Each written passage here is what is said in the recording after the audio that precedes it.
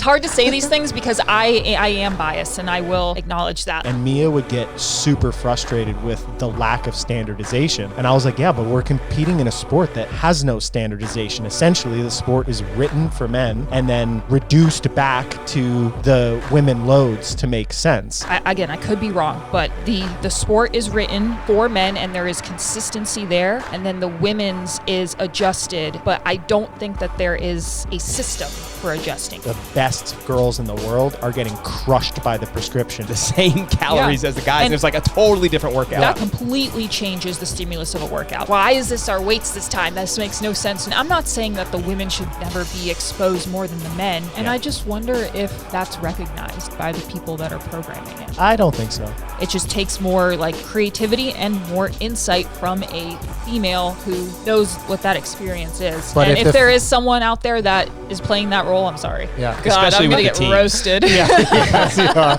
probably.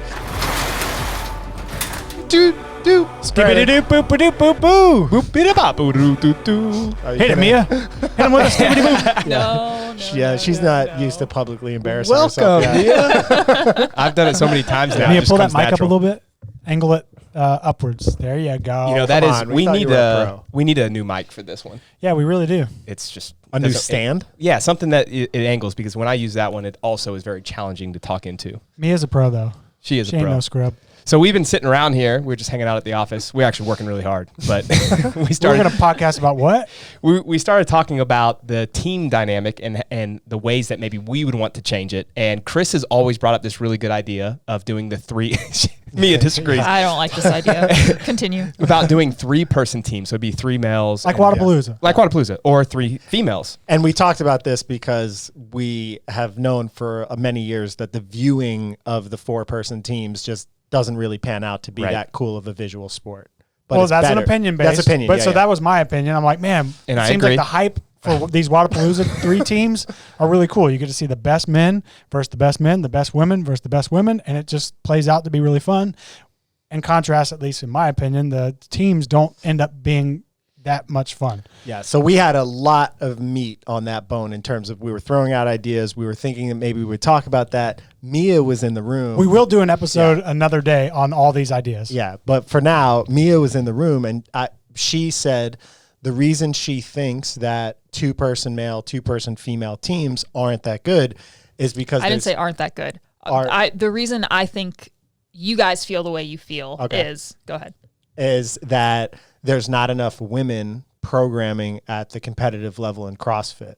And then me and Brandon were like, ooh, that was a good one. So we brought her on to let her share her opinion, and that's it. So, Now, yeah, the we're floor gonna is talk yours. Yeah. I think first, to kind of go back to your topic or your point on the viewership, it's because like at the games this past year, the bottlenecks always happened on the female side. It was like over-programmed for the females, but the guys could get through it. And then Mia's point was, well, that's probably because females aren't helping with, and maybe they are, but it just seems like it's like this is set up for guys, but we're not thinking about the females in the sport. Well, I was also saying it because of the way that the floor space is laid out. Yes. It's very hard when you have 40 people out there, plus a lot of times multiple judges watching multiple different things. It's just hard to see what's going on. But that's for another podcast. Yes. This one is really just about women in, is it women in a programming role for the sport? I think so. Well, We've been arguing about this for a long time. Yeah, I wish we had a tally about It's how not really many. an argument. It's more of a discussion. No, Max and I have been fighting over this for 5 years. I've been winning the fights. But you don't really have an opinion. You just He's- kind of no, hold up, he's well, just- this is how it is. He's the boss, so he gets to pick. All right. Okay. Break it down. I'll Break it explain down. after she gets her breakdown. I'll save my points. Well, so the point was based off of the 2 male, 2 female teams, but I think it extends to all of programming CrossFit. To your example, Brandon, I competed at the games this year on a team of 4, and this is going to sound, I'm so like, it's hard to say these things because I am biased, and I will acknowledge that. Like, I am a competitive female in the sport that competes on a team that has gymnastics limitations, so I get exposed a lot by this programming bias. But I don't think that's the only reason that I think this. Yeah. And that, I don't know if that works with biases, but every workout at the games this year that was not individual based which was all of them except for I think maybe 2 on the team at the teams. Of the teams. Yeah. Yes. Of at least the first 3 days, because we got cut before the last day, so I don't actually remember what those workouts were. The women were limiters in the flow of the workout because everything was, for the most part, 4-person synchro or, male and female working at the same time, and women would be the slower pair. This does not apply to the teams that win the games. Like they win the games because their females are better. Yeah, they're basically they're individual semifinal level athletes or games level athletes on the teams. Right. Basically, the test tests the females more than the men, and the higher level you get your females, the men just have to be at least equal to that. I feel like I'm going to get a lot of slack for this. No. I think you're spot on. I know you still have room to finish that, but I fully agree with, and I think that this is a problem that I've always seen on the team side, and this is why I think, going back to the other topic, it should be males and females. Damn it, Brandon, save it. Sorry. But it's because there are often times where workouts are programmed and the guys are not having to work hard because of what's programmed. Mm-hmm. If it was equitable in that sense, the guys should be hurting just as much as the females are, or having to grind as much, especially on the gymnastics pieces. Right, but my argument is that a solution to that isn't necessarily that it's all male teams, all female teams. It's that there are female voices in programming at that level, for sure, to equalize that or create tests that can expose everybody, which I think is very possible. Yeah. So the real argument that I've been having with Mia, that I've been dominating and winning, and not even close. We change everything. I don't get angry very often, but this makes me so angry. Yeah. So we have been trying to create and continue to create and cultivate an on-site training environment to train both the male athletes and the female athletes, and sometimes the teams together.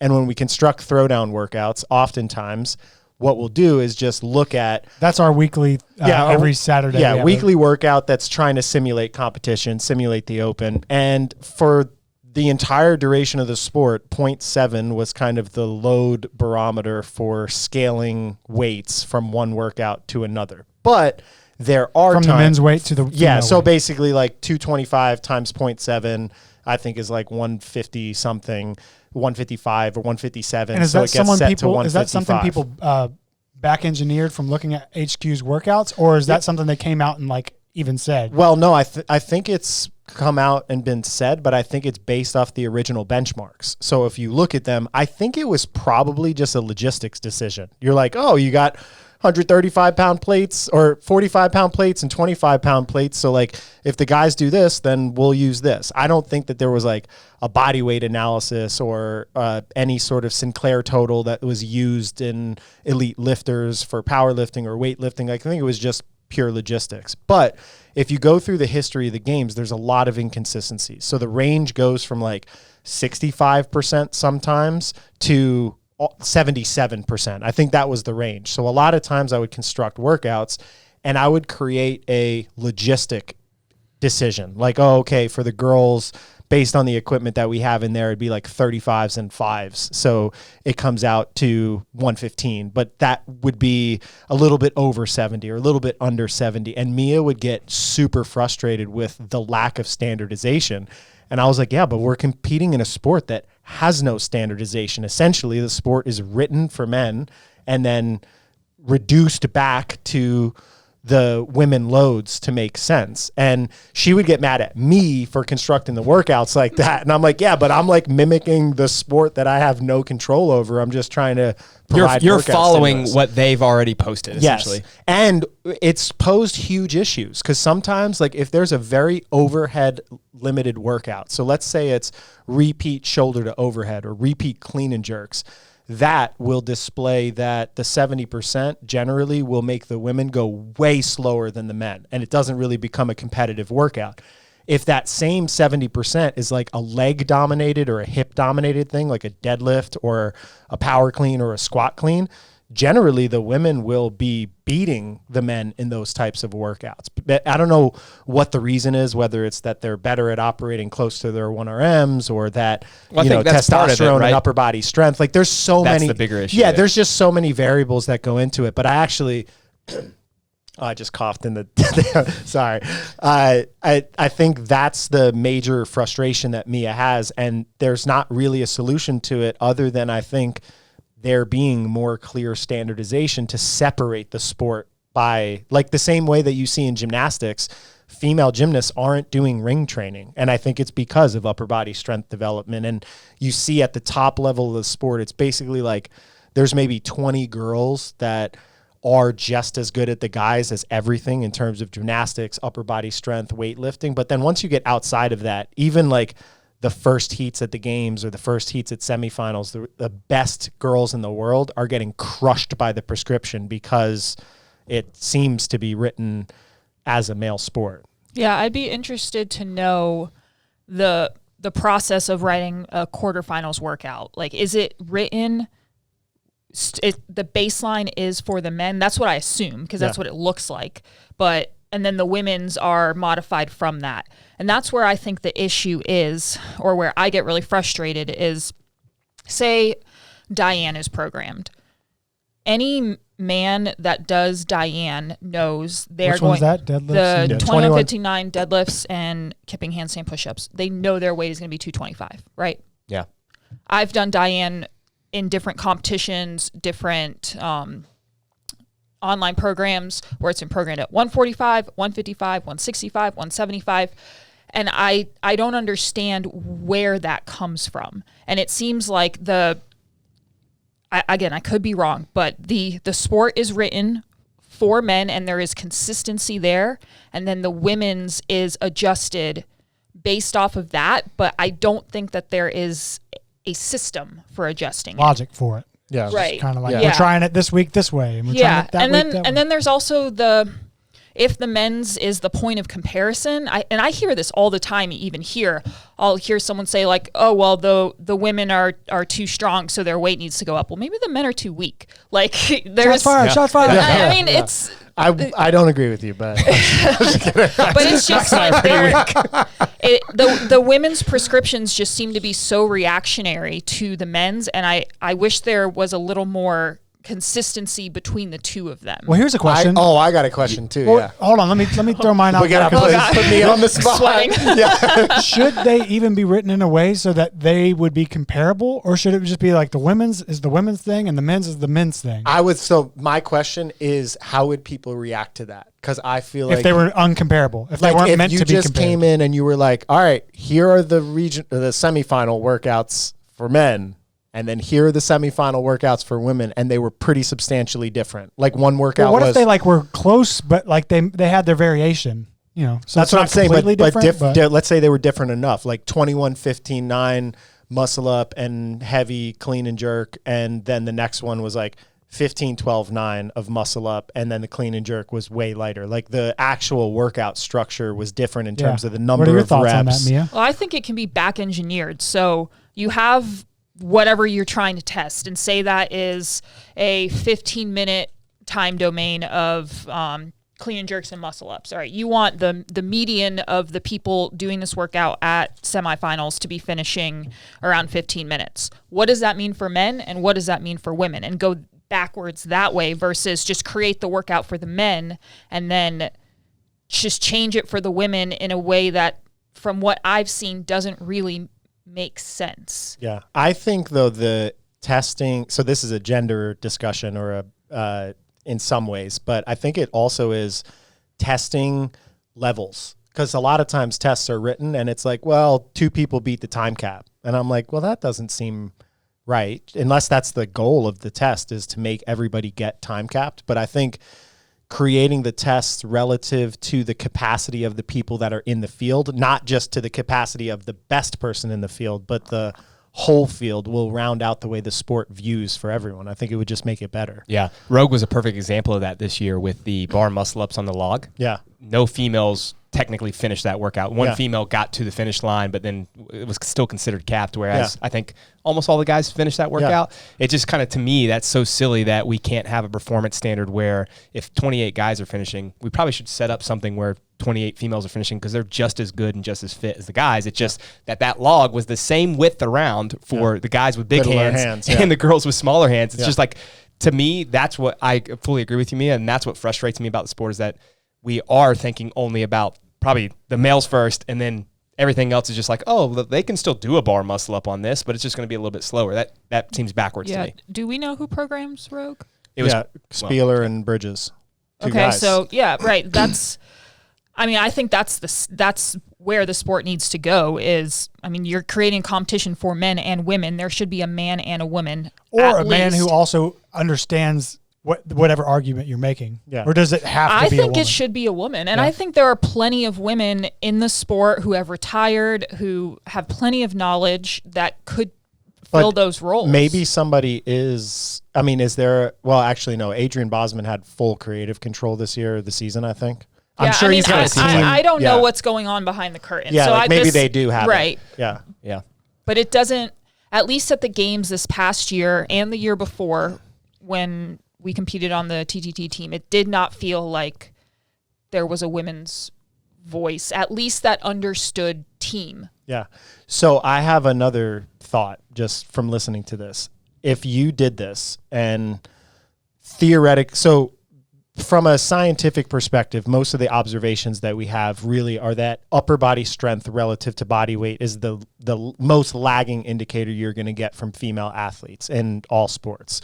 They're the best of the best. So your most successful athletes in this sport that are female probably have a lot of upper body strength training background with gymnastics, then probably also just really good anabolic genetics. Like if you could go in and test how much testosterone do they have relative to the other girls in the field, it would probably be higher. They just naturally are suited more for that. But on a whole, they're going to be shifted way back on the upper body strength thing. So if you went into the testing and said, okay, well, this is the variable that we're going to make most of our scaling adjustments to, because that'll make the tests more equal between the two parties, you're going to balance out what the tests actually get from the athletes. So instead of a 21-15-9 thruster muscle up workout is really for females going to be dictated purely by muscle ups. For somebody that can do 28 unbroken muscle ups, it might also be dictated by conditioning and energy systems and being more well-rounded as an athlete. So you have this big bias on the female side of people with a lot of gymnastics background or with huge, their strength numbers are huge. The girls at the top are super, super, super strong relative to the field. That would change. And some of the people that we would potentially see at the highest level of the sport might not actually be the most well-rounded if you adjusted the test, because right now it's so biased to upper body strength testing. Mm-hmm. I don't know if people would like that. I feel like some people would. Yeah. People who get exposed by it. It would even it out to where the males are, though.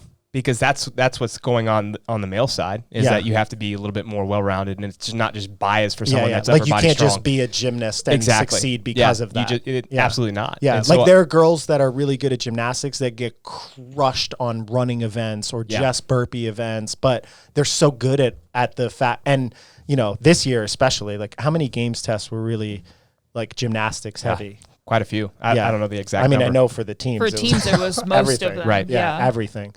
Yeah, so it's definitely an interesting discussion.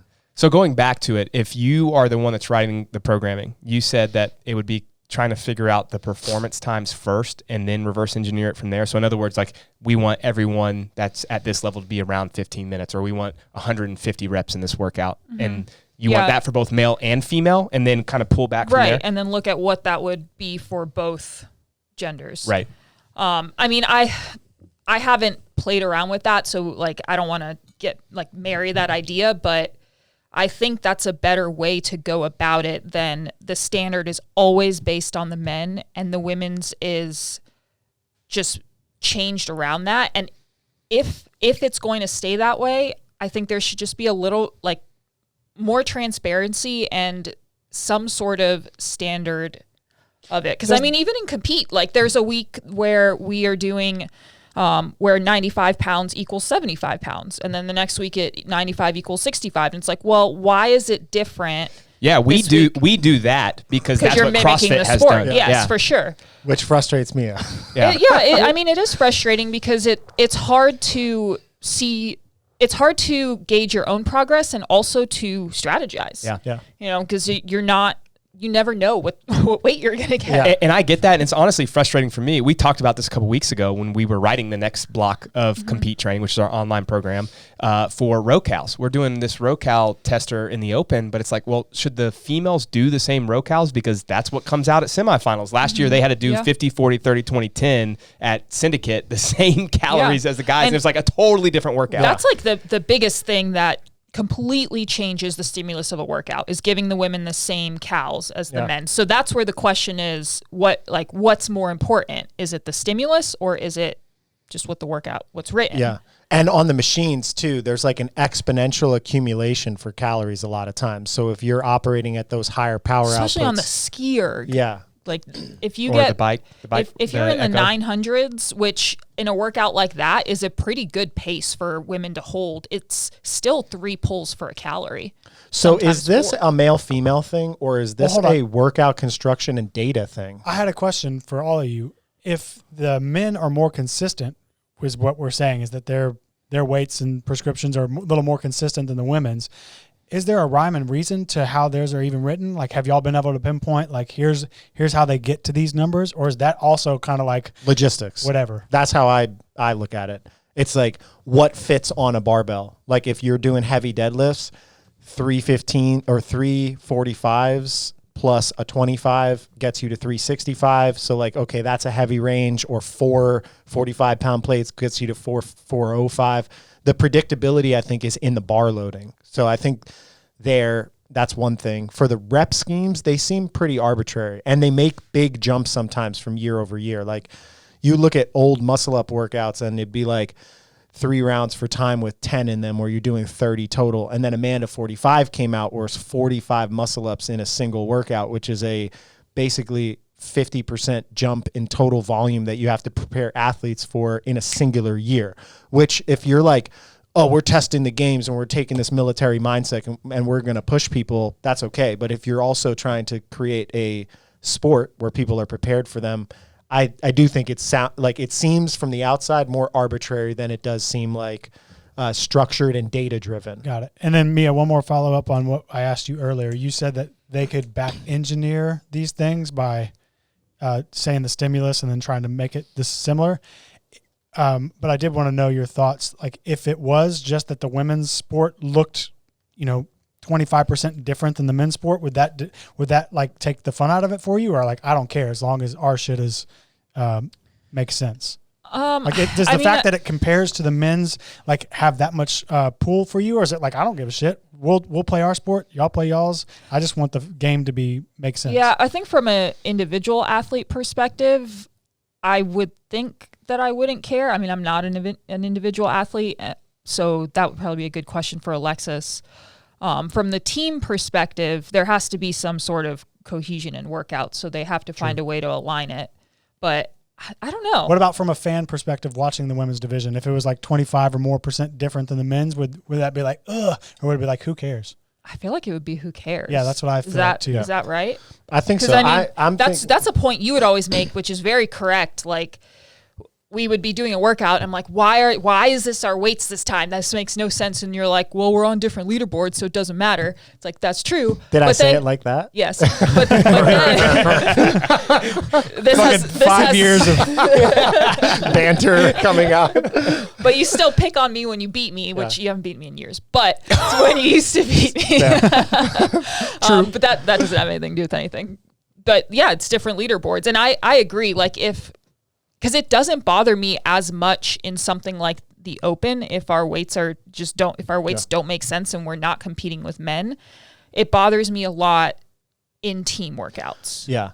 So how would you do this? Like think about a male-female pairing and you say, okay, we're going to do 60 muscle ups in this workout, and that's too much volume for the average elite female games competitor. It's just going to turn into like a bunch of people standing there and waiting, and it's not going to look good. Mm-hmm. How do you create a workout that pairs synchro things? Or do you just say like, okay, well, we're just getting away from synchro gymnastics movements, or only the girls do synchro gymnastics with the girls and you just do it that way and just with the guys? Because I think by inputting a system like this, you'd actually change what you could put in the workouts and the way that they're laid out. I mean, there's so much creativity that can go into to testing teams, that there's probably a bunch of answers to that. Like some things that pop in my head are if there's 60 muscle ups that we're doing 4-person synchro like we did at the games, maybe there's some sort of rotation where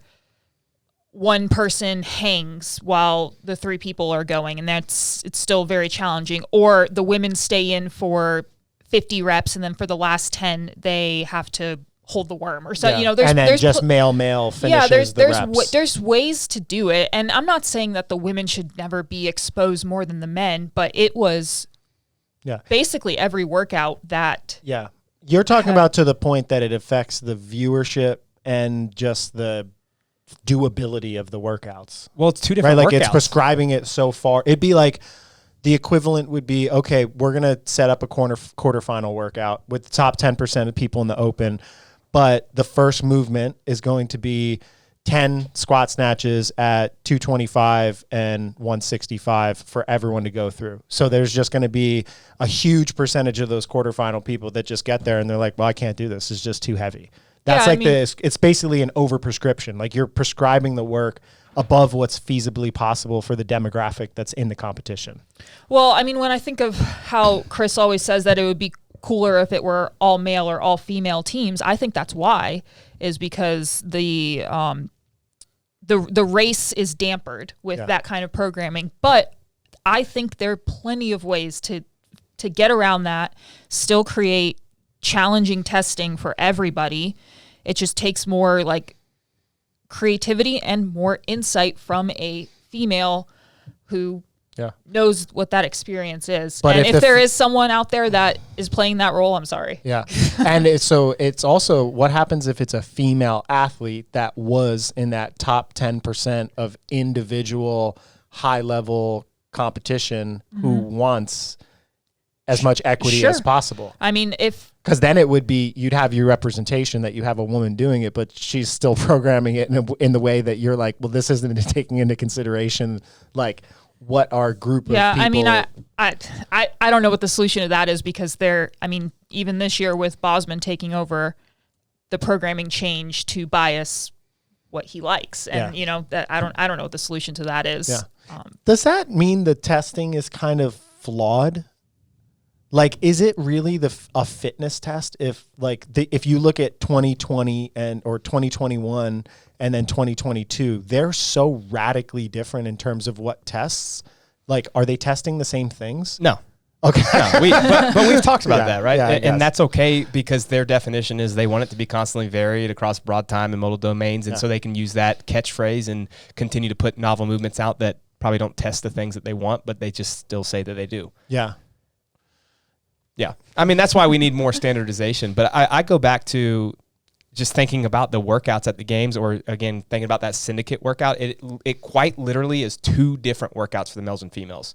And so you're not testing the same stimulus with the females, who have to essentially pace on the ski erg in that syndicate workout, because it's 150 cals for them, but the guys could sprint some of those. They could push the pace. They could push the pace, but and then you had high wall balls for a lot of the females, which is a different, and I don't mind any of those things being tested. It's just the people that are riding those workouts have to know that you are changing the way that they pace the workout. It's not the same workout for males and females. Yeah, you're changing the time domain of the workout too, right? Like if somebody's doing a workout that takes 4 minutes longer and it's a 10 versus a 14 minute, you're talking about a 40% increase in the time domain. That'd be the equivalent of adding a lot of reps. That's the equivalent of adding like 60 reps to Karen or something like that. And I just wonder if that's recognized by the people that are programming it.